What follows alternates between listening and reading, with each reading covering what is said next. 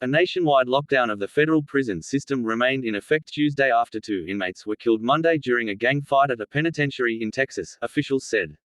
Multiple inmates were involved in an altercation at U.S. Penitentiary Beaumont in Texas about 11:30 a.m., according to the Bureau of Prisons. 4 were taken to the hospital, the agency said.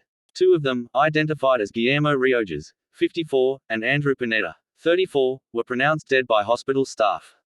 According to a senior law enforcement official, the lockdown went into effect at all of the nation's 122 federal prisons out of fears that the violence could spread to other prisons. A text alert went out to Bureau staff, saying, "The lockdown was initiated out of an abundance of caution due to current events that occurred at another facility. This order is to ensure the safety and security of all staff and inmates.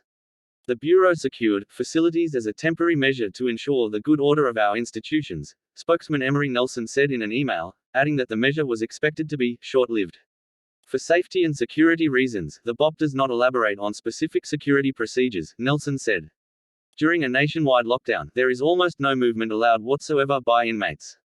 It tends to strain the Bureau workforce because staff has to bring inmates their food and handle other issues that the inmates would normally be able to do on their own depending on each facility's level of security.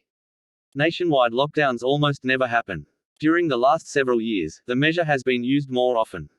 It was used when the federal prison system was hit hard by COVID-19 in 2020, after the Capitol riot in 2021 and weeks before President Biden's inauguration. Riojas was sentenced in Fresno, California for carjacking, using a gun during crimes of violence, and interference with interstate commerce, the Bureau said. He was serving a 38-year sentence and had been at Beaumont since 2013.